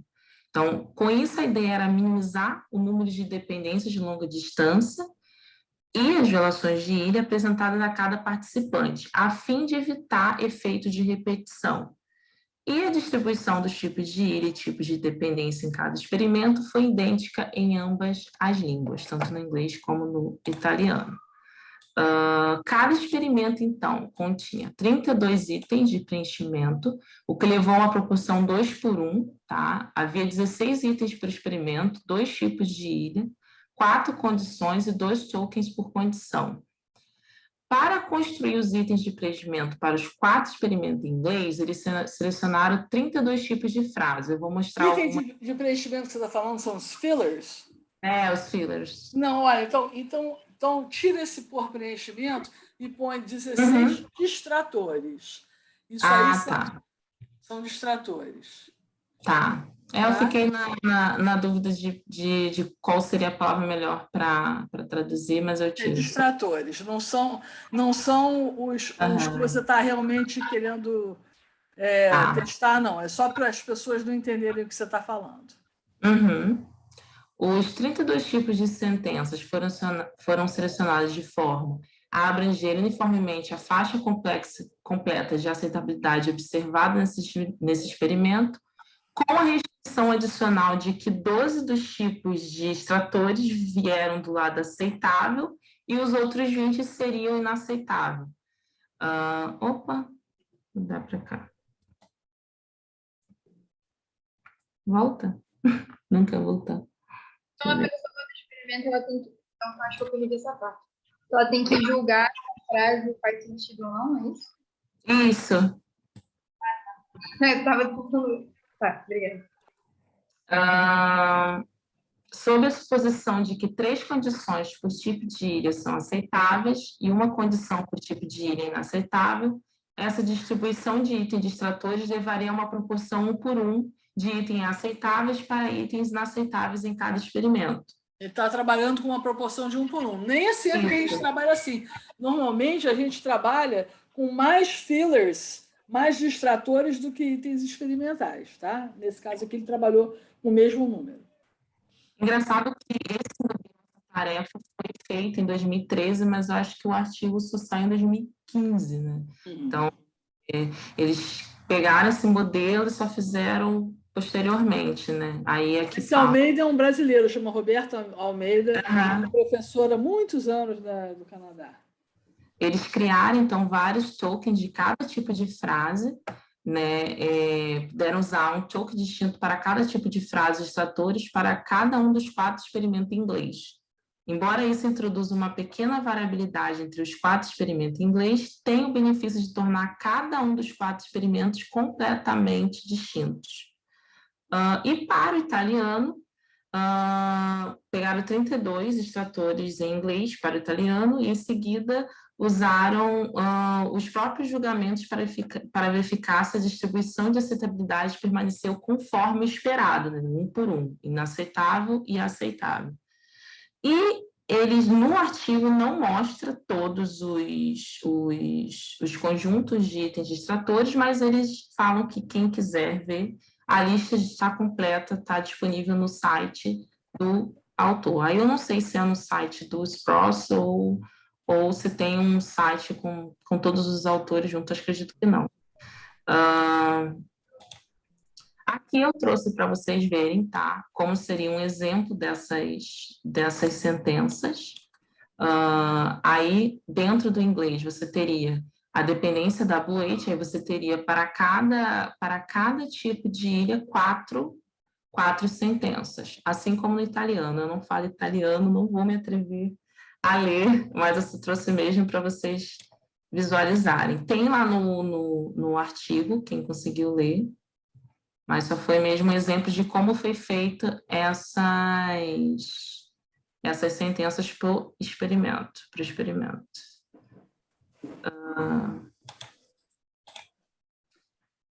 E, resumindo, ele traz também uma tabela para mostrar para a gente como ficaria as condições. Então, para cada experimento, eles distribuíram os 8 tokens por condição em 4 listas, usando o design de quadrado latino, como o Bernardo já falou, de modo que cada lista contenha 2 tokens de cada condição e nenhum dos tokens de condição-alvo foram lexialmente relacionados. No fim, você vai ter os 16 itens alvos em cada lista, foram então combinados com 32 itens de extratores para um total de 48 itens por lista. Os 48 itens de cada... Olha aqui. Então aqui está diferente. 16 itens alvo foram combinados a 32 itens de preenchimento. É aquilo que eu falei, tá vendo?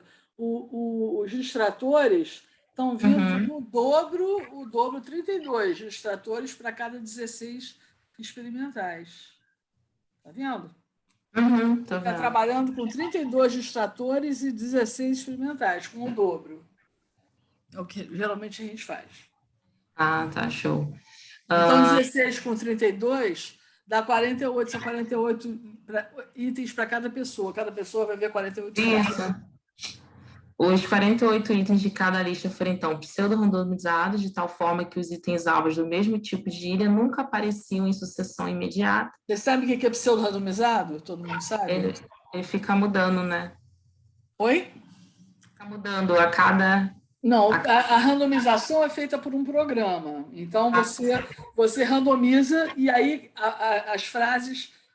Uma hora você tem uma frase que é de preenchimento, uma frase que é... extratora e outra... Mas aí, depois que você faz essa randomização, que foi a máquina que fez para você, o experimentador olha e ele vê que a máquina randomizou muito mal, porque tem uma hora lá que aparecem 3 distratores juntos e uma outra hora lá que aparecem 4 itens experimentais juntos. Aí o cara vai lá com a mão dele e troca. E quando ele faz essa troca em cima da randomização que já foi feita, isso é chamado de pseudo-randomização. Tá? Geralmente, a gente tem que fazer pseudo-randomização, porque você randomiza com a máquina e, quando você vai olhar, a máquina não faz coisas perfeitas. Então, a gente ajeita... Eu fiz isso na planilha do Google. Eu botei os estímulos lá, e aí lá tem uma opção que você randomiza as linhas da planilha. E aí depois você foi lá e ajeitou. Isso. Aí depois eu fui misturando mais. É isso aí. Aí você fica com uma ordem pseudo-randomizada. Então, Aniela, no caso do meu experimento com o PC-IBEX, foi sorte de ter ficado bem randomizado ou é pelo programa mesmo? Não, a gente fez a pseudo-randomização. Nós fizemos pseudo-randomização e oferecemos para ele a ordem que a gente fez. A gente fez a pseudo-randomização e botou em todas as séries com a mesma marca, com a mesma forma de pseudo-randomizar. Todas as suas séries tinham uma pseudo-randomização lá. Tá certo.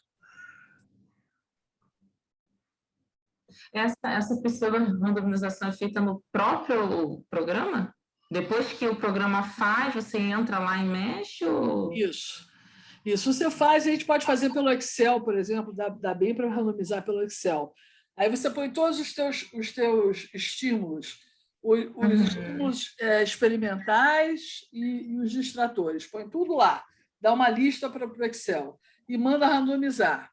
Aí ele vai criar um número, e esse número é a chave de uma randomização que ele vai fazer. Ok, está feito. Agora vamos ver se foi certo. Aí você vai lá olhar.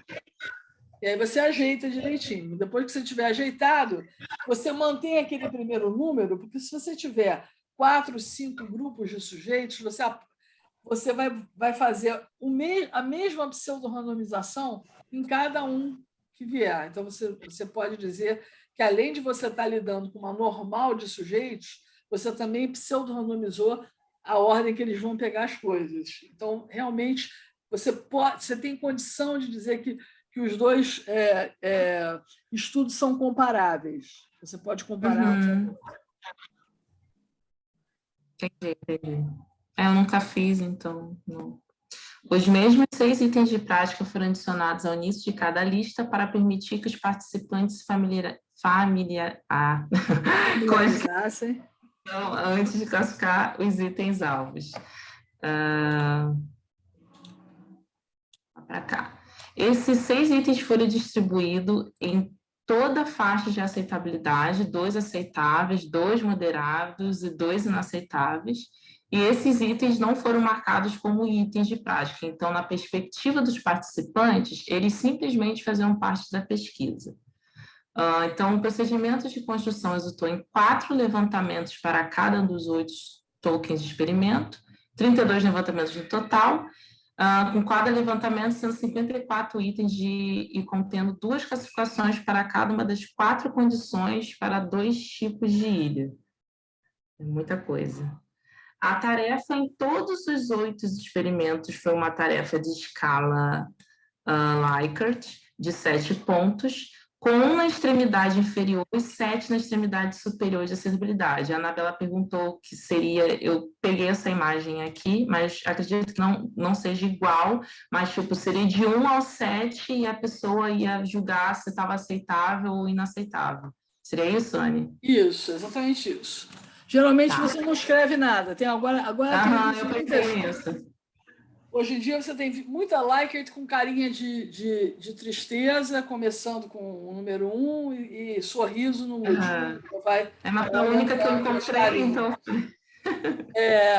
É importante ser número ímpar, né? Todo mundo sabe por quê, porque você se baseia sempre pelo meio, né? E aí você sabe se você está discordando do meio, indo para a direita ou para a esquerda. É mais ou menos assim que a gente funciona. A gente pensa, nossa cabeça está meio pelo meio, e aí a gente vai marcando a partir do meio. Né?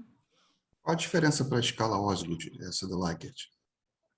É só uma... Parece a mesma coisa. É a mesma coisa. Qual a escala? Oi? Qual a escala que o Van falou? Não ouvi. Osgood. Osgood. Mesma coisa.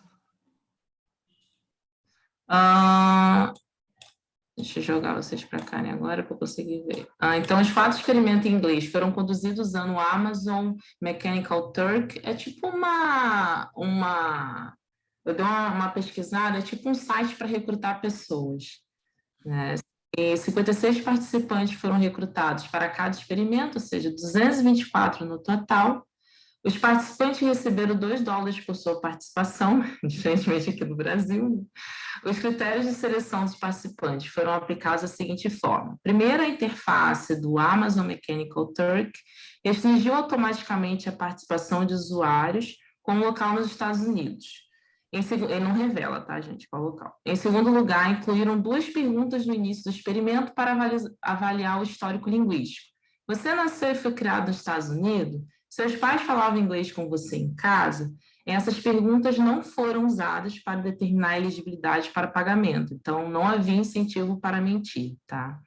E 4 participantes foram excluídos da análise, um em cada um dos 4 experimentos, por não responderem sim a ambas questões sobre o histórico linguístico da vida deles. Todas as análises relatadas a seguir são sobre os 55 participantes que restaram, tá, em cada experimento. Os 4 experimentos italianos foram conduzidos como parte de uma grande turma de graduação na Universidade de Milão. 195 participantes foram recrutados durante uma única sessão de aula, não sei como é que eles fizeram isso. Como as políticas educacionais italianas impedem o pagamento pela participação em experimentos de pesquisa, todos os participantes foram então voluntários. 2 participantes foram excluídos da análise por serem falantes nativos de italiano. Por não serem. Por não serem falantes nativos italiano. A distribuição dos participantes nos 4 experimentos é 50. Mas aí já está completamente diferente, porque o Mechanical Turk faz tudo pela internet. Os outros fizeram ali na frente. Isso já está, se comparar a internet com não internet, é bem dureza, né? Meio complicado. É, verdade. E agora vamos ver os resultados, né? Os resultados de todos os outros experimentos foram analisados de forma idêntica, tá? Primeiro, as classificações de cada participante foram transformadas em Z-score, ou seja, é um programa, né, que elimina certos de vieses de escala entre os participantes. Por exemplo, usando uma extremidade da escala ou usando um intervalo de valores maior ou menor, convertendo as classificações de cada participante em uma escala padronizada, ou seja, cada classificação transformada representa o número de desvio padrão. A classificação bruta foi da classificação média do participante. Então, é justamente um programa que elimina vieses de escala entre cada participante. Ele elimina, quando você pensa aquela coisa da normal, ele elimina as 2 bordas, uma borda e a outra. Isso é que faz o Z-score. E agora a gente vai começar a ver os gráficos. O primeiro gráfico que eles apresentam é do inglês, tá? Com a dependência da PUH, e eles falam que os 4 experimentos revelaram interações super significativas para o weather, MP complexo, ilha de juntas, e uma interação quase significativa para as ilhas sujeitas, sujeito como ilha. Já, vou só mostrar o próximo para fazer sentido para vocês. Já quando a gente entra nas relativas, tá? Há uma diferença em ilhas adjuntas. Elas mostram uma aditividade linear quase perfeita e é classificada como inaceitável. Aqui, ó, até marquei aqui, ó. Olha, é essa palavra que eu queria lembrar, aditividade linear. A linha é praticamente quase perfeita quando os participantes entram em contato com uma ilha adjunta.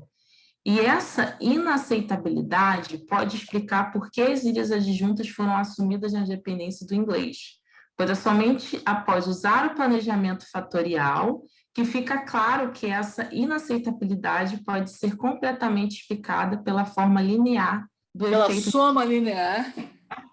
soma linear do efeito de dependência de longa distância e o efeito de estruturas insulares, de ilhas, né, no caso.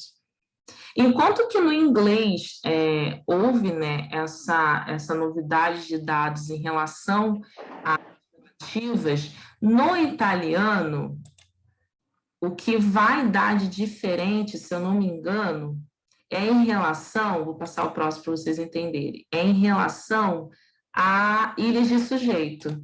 Aqui, ó. Olha a aditividade linear, quase perfeita. Então, no inglês, eu tenho nas relativas as ilhas adjuntas e no italiano eu tenho as ilhas de sujeito.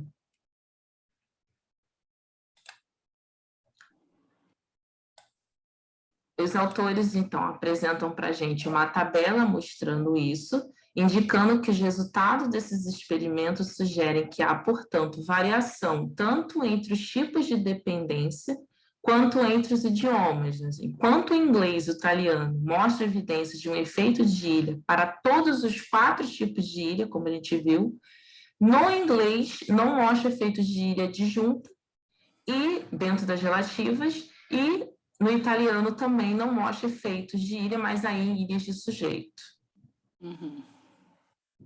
Aí aqui tem resumidamente para vocês poderem dar uma olhada. Não, volta que a gente está olhando, Tá. Quer que volta todos? Não, aquela última. Tá. Isso, essa tabela aí, peraí. No inglês, há efeitos de ilha em todos os tipos, mas quando você chega na relativa, você não tem nas ilhas adjuntas. E no italiano também nas relativas, porém nas ilhas de sujeito.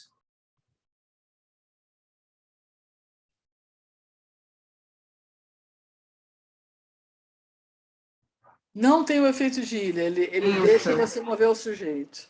Isso. E no inglês deixa mover o adjunto. A diferença do adjunto para o sujeito é que o sujeito está dentro da sentença, tá? É a. E o adjunto é a barra, está fora. Euritse, lá do... Todo mundo entendeu? Alguma dúvida? Pode prosseguir. O que se pode entender disso é que existem parâmetros e que as línguas diferem uma das outras. Né? Ela não vai ser uma coisa só para todas elas. Sim. E exatamente um estudo como esse que vai questionar alguns conceitos que tinham anteriormente, né? Aquele conceito de o ED, que é o... esqueci agora a tradução, mas acho que a seguir deve aparecer. Então, o resultado da variação observada nos experimentos é que algumas teorias sintáticas de efeitos de ilha podem acomodar mais naturalmente os novos fatos, os novos dados que a gente acabou de ver. Por exemplo, as abordagens de subjacência. A subjacência também seria a mesma coisa do elo mínimo, condição de elo mínimo? Não é a mesma coisa, não. Não é a mesma coisa, não, mas tem elo mínimo dentro da subjacência. Subjacência. Tá. Então, para essas abordagens de subjacência, barreira e baseada em fase são as mais naturais, enquanto que as abordagens de conditional of structure, on structure of domains, não é? Isso. Gente, eu cheguei atrasada, eu posso estar fazendo pergunta que já foi falada. Alguém pode explicar isso aí rapidinho? O que são essas abordagens? Assim, eu não sei se a Adriane falou antes. O que é subjacência, barreira, baseada em fase, é isso? Isso. Por exemplo, a subjacência é uma época da teoria de regência e ligação que mostrava as ligações entre a posição da onde saía aquela dependência, onde ela ia parar. Aí tinha uma subjacência de um ciclo, 2 ciclos ou 3 ciclos. Depois, houve uma outra teoria, que é a teoria mais recente, né, de minimalista, que já é baseada em fase. Então, a teoria baseada em fase acredita que dentro da fase você já passa por uma leitura semântica naquela fase, e cada vez que você passa pela fase, você zera tudo. Não tem subjacência, na verdade. Você tem certos pontos em que, nesse ponto, existe uma leitura semântica que se dá ali, e naquele ponto que você está tendo essa leitura semântica, você se instrui tanto da parte sintática quanto da parte semântica. E aí você zera. O que passa da fase, você joga fora, você já não está mais na tua cabeça. Você só fica com o que está dentro daquela sua fase. Então, são 2 formas diferentes de você ver isso. Uma que você ainda está deixando a subjacência como se estivesse puxando uma coisa que tem você está puxando, mas ela tem um elástico, entendeu? Ela está presa ainda numa posição primeira. E a outra da fase, não, está dizendo que isso só acontece, essa dependência só acontece dentro da fase. Depois da fase, você perde essa dependência, você zera a tua programação sintática. E aí o que vai acontecer é que cada língua vai ter fases diferentes. Por exemplo, uma coisa que é fase no português pode não ser fase em inglês. As fases, elas são paramétricas, elas mudam de lugar, entendeu? Alguma coisa pode ter, depende se aquela parte gramatical é forte ou fraca em cada língua. Então, ele está dizendo que na forma de você explicar os efeitos de ilha, vai mudar um pouco se você está fazendo uma abordagem com subjacências, que seria da regência e ligação, ou uma baseada em fase, que seria do minimalismo. E se você está também fazendo alguma coisa construcionista, como está mostrando aqui no final, se você tem uma abordagem construcionista. Aí seria uma outra coisa. Eu pensei o seguinte, não sei se vai ajudar a compreensão da Emily. Eu pensei assim, que nesses conceitos de subjacência, barreira e phase-based approach, você teria, no caso, eles traçam as ilhas de sujeito e adjuntas a restrições envolvendo a localidade. Ou seja, eles adotam a ideia de que a aplicação de operações de movimento é limitada a certas porções de estrutura estática. Isso aqui está perfeito, muito bom. Isso então, eu pensei assim, é mais uma questão de localidade, enquanto que essas de construção? Isso, seria uma questão, eles vinculam os efeitos de ilhas à distinção estrutural entre complemento e não complementos. Não sei se isso ajuda. Contexto, Entendeu? Enquanto um é localidade, o outro seria mais contexto sem complemento. Sim, entendi. É que eu estava meio viajando aqui, mas valeu. Mas alguém tem dúvida? Fale-se agora, Cádiz. Será que eu fui a única corajosa a falar que boiou rapidinho? Não, foi bom falar. Foi bom falar, foi bom falar. A sua pergunta foi ótima, porque me ajudou. Galera, pergunta, tá? Porque a parte teórica é hard, tá? É Senão a difícil. gente boia mesmo. Aí os autores, eles, após fazerem essa breve, né, discussão sobre essas abordagens, eles afirmam que os resultados apresentados sugerem fortemente variação nos efeitos de ilha, tanto entre idiomas como no tipo de dependência, como a gente viu. Essa variação, portanto, requer... Então, ele está dizendo aqui no final que as teorias gerativistas, que são essas daqui, subjacência, barreira e fase, elas estão mais certas do que essas outras duas. No contexto. Requer, né, modificações em todas as teorias sintáticas existentes em relação a efeitos de ilha, e ele afirma que algumas teorias acomodam, né, os fatos razoavelmente bem, como a subjacência, barreiras de fase, enquanto as outras não. Né?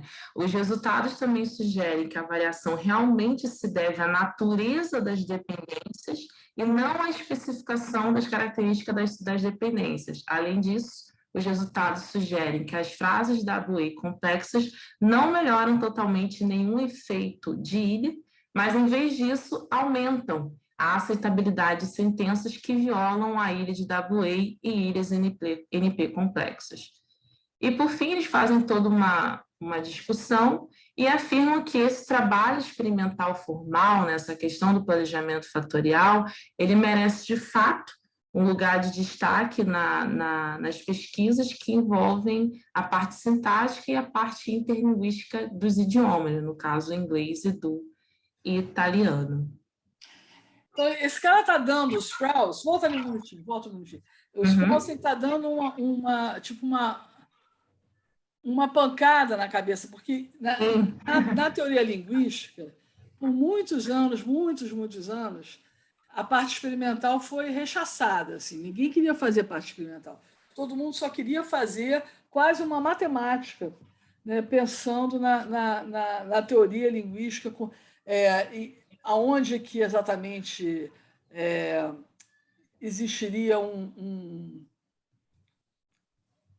algoritmo, né, um algoritmo que desse conta, por exemplo, no início do sistema chomskiano, né, o que importava era saber em que parte da sentença que você estava, né, e cada parte da sentença era como se tivesse ela fosse envolta por uma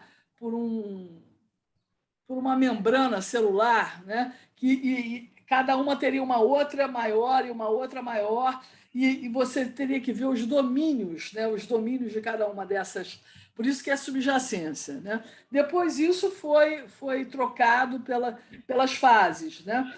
Mas sempre o tempo todo existe uma certa vontade de não experimentar, de não ver como é que isso aí se dá na cabeça das pessoas.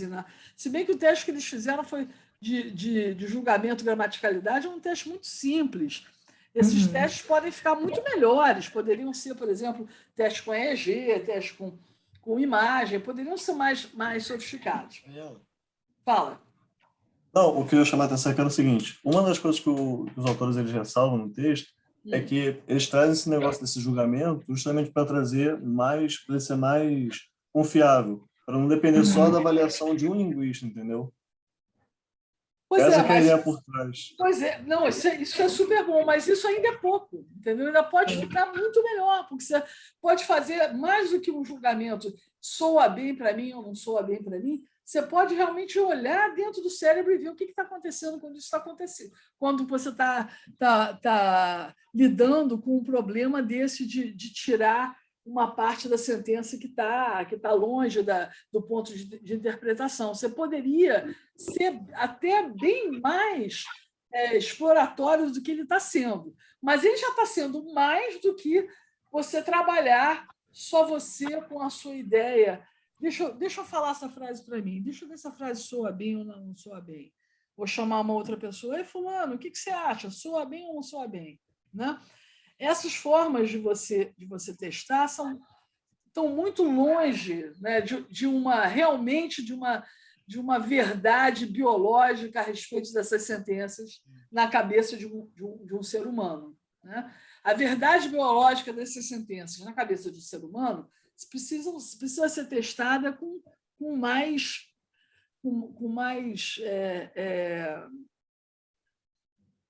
sutileza do que vem sendo testado. Ele já deu um passo, tá? Mas um passo que é importantíssimo. Precisa esmiuçar mais, né? Isso. Mas um passo que seria importantíssimo, que eu acho, é que você não pode pegar todos os tipos de ilha e testar todas ao mesmo tempo, e em duas línguas. Tem que testar um tipo de ilha só. Se você quiser fazer uma comparação entre línguas, é isso, ou se você quiser fazer uma comparação entre tipos de ilha numa certa língua, mas você tem que testar uma coisa muito menor, de uma forma muito mais sutil do que essa que ele fez. Mas o que ele está concluindo, a conclusão dele, é que o que está valendo mesmo, a diferença que faz não é o contexto. A diferença que faz é o tipo de extração. Se a extração é mais interna ou se a extração tende a ser mais próxima do adjunto. A mais interna é aquela do sujeito. É mais uma questão de localidade. Uma questão de localidade sintática, né? Não é uma questão de informação. Ele está dizendo que as teorias que explicam as coisas através da informação não chegam lá. E o que ele pôde perceber é que você consegue perceber uma diferença maior entre a localidade que a língua faz a ilha, né? Então ele põe duas línguas que fazem localidades diferentes e ele vê que elas diferem, que elas têm, na verdade, um comportamento diferente. Essa é a conclusão que ele chega. Mas você vê que ele olha para a subjacência, para barreiras e para fases, né? É muita coisa, muitos tipos de ilha, muitos tipos de teoria junta no mesmo lugar. Não é assim que a gente testa. Em duas línguas ainda. Então, está faltando aí uma pessoa para cortar isso e fazer um teste mais simples. Você mesmo pega um tipo só e testa muito bem um tipo só. Aí a gente vai entender o que está acontecendo aí. Mas o tempo todo, a teoria gerativa não quer teste. E agora, um cara que não é da teoria gerativa, é uma pessoa, um experimentalista, como o Sprouse, testou e acabou achando que a teoria gerativa está com mais propriedade do que a funcional. Ele poderia ter achado o contrário, mas quer dizer, a teoria gerativa talvez não devesse jogar tão fora as possibilidades de teste que ela tem, porque até uma pessoa que é completamente experimentalista, olhando os simples fatos, ela não quer saber se é subjacência, se é barreira, ou se é fase, ou se é contexto. Ela chegou à conclusão que a voz que estava vindo das teorias gerativas estava com mais razão. Mas ainda é muito pouco que foi feito. Eu acho Até porque ele acha a diferença, mas ele vê que, por exemplo, em duas categorias é igual, né? Então vai ver isso até não é parâmetro, vai ver um princípio geral. Isso. De todas as línguas. Um princípio que também tem uma parte de princípio e tem umas bordas de parâmetro. Uhum. Né? É isso. Seria bem exatamente o que é proposto pelas teorias relativistas. E que eles não querem testar de forma nenhuma. Mas tem que ser testado. Ok. Perguntas? Outra coisa também. Esse método de subtração ele é muito malandro, né? Pô, é muito esperto, cara. Você achou ruim? Também acho. Não é questão de ser ruim. Malandro no sentido bom. Malandro é bom. Você quer falar um pouquinho sobre isso? Fala um pouco sobre isso. Não, eu achei muito inteligente, porque o que eles trazem, isso eu não li, né? Eu só estou citando eles. Eles trazem que anteriormente é aquela famosa história, né? Correlação não necessariamente indica causa. E aí, quanto mais a sentença estava complexa, né, uma embutida dentro da outra, era mais fácil as pessoas falarem que a sentença era pior ou menos aceitável. Daí, quando ele compara uma sentença que não tem ilha e que também está embutida, uma sentença que tem ilha e também está embutida, ele pode cortar a ilha e aplicar só o valor da ilha e não ilha, e aí comparar. E aí, quando é negativo, é porque teve ilha, quando é positivo, é muito esperto. É assim. Eu demorei para entender essa jogada. Não, eu passei a tarde inteira lendo esse artigo. Entendi mesmo, foi? Complicado mesmo. Mas é interessante, eu gosto bastante. Mais alguma dúvida? E o que você entendeu melhor hoje, Bernardo? Hoje? Vai lá, ver, já começa a atividade da semana que vem. Isso. Não, o que vai fazer a resenha vai ser a Anabela. Mas o que foi para você melhor hoje? Ou foi pior? Se eu mudar, eu aceito. A gente pode mudar, eu faço da outra semana.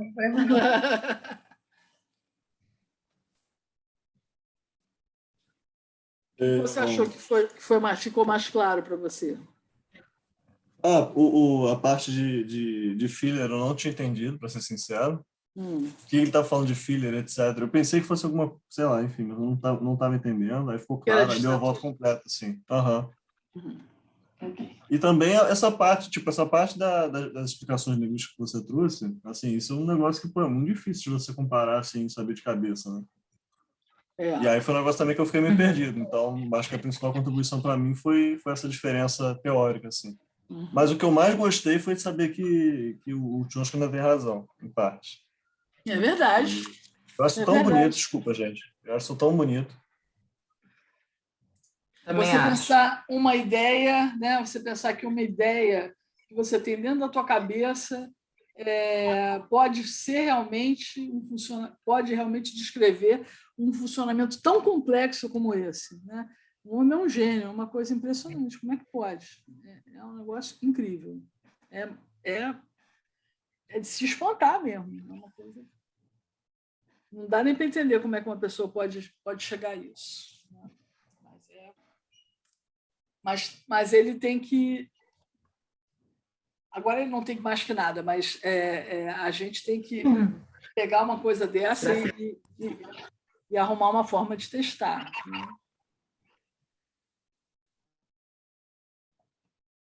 Eu acho, por exemplo, que a Marina falou, ela disse assim, quando ela deu essa aula, ela falou assim, eu acho que as aulas que isso é tão complexo, que é quase como se não desse para testar.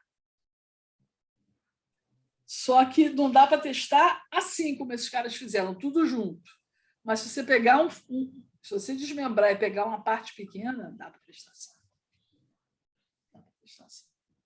Verdade. Até porque depois eles até replicam o experimento, né? Eles fazem com humanos É. também. Isso.